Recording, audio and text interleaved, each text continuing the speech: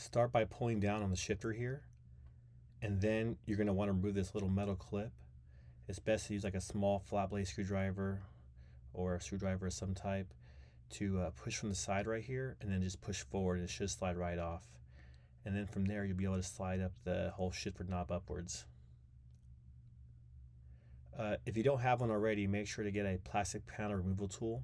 I'll have a link in the description area below to buy one. It basically doesn't allow you to scratch your dash while you're removing trim pieces.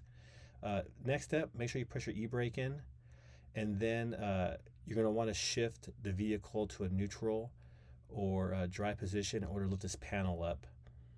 And just go ahead and set off to the side for now. No need to unplug anything at all. Next, reach behind here and just pull straight out for this little trim panel piece. And it should reveal 2 screws below it, 2 Phillips heads. Go ahead and remove those. If any of you guys know how to pull that shifter down to drive position without the car being on, please let me know, or please let someone in the comments below know. I could not figure out how to do it unless the car was powered on. So I remember I used to be able to put a key in and then pull the shifter down, but I couldn't do it in this vehicle. So now pull up on this dash, this trim piece around the stereo. Use even pressure. It's a pretty thin bezel, so just take your time and pull up on it. They're mostly clips, but there is 2 hooks on each side. So if you pull it out and you can't figure out why it's not coming out, there's actually 2 hooks. Just lower it a little bit and then pull straight out, and it should come straight out.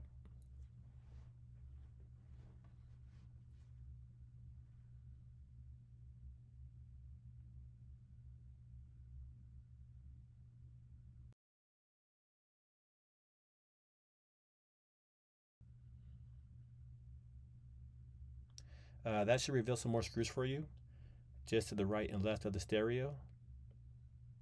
And those are actually for the AC controls, so go ahead and remove those.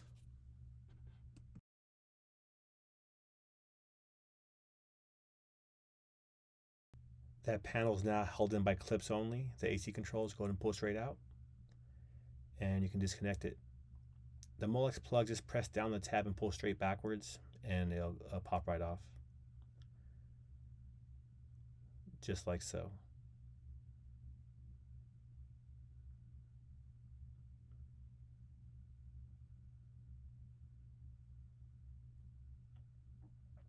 So there's 2 Phillips heads right under the vents here. Pretty simple. Go ahead and remove those 2.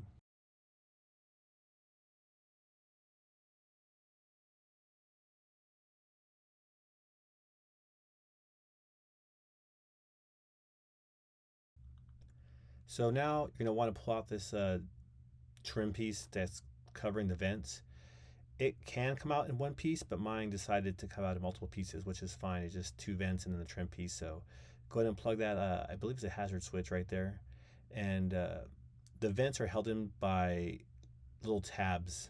You just got to kind of maneuver it down and up a little bit. It'll come right out. The first one came out easily. The second one did not. I just had to kind of use my panel removal tool and press down up on it, and it came straight out. So now you'll see 2 Phillips screws on top, and then 2 Phillips screws on the bottom of the stereo. Just go ahead and remove those 4 screws, and you should have access to the stereo now.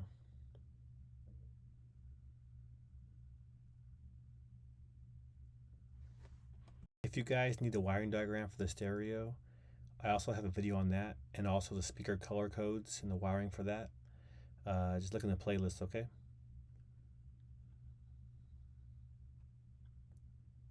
So before you take the stereo out, find anything you can that's soft, a blanket or a towel or a jacket, and that way you don't scratch the stereo when you set it down for a minute to remove the Molex plugs.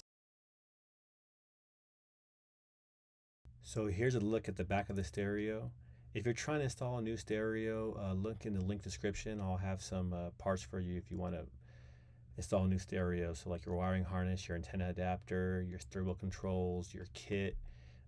Just look in the description area. I'll have it for you, okay? And thank you for watching.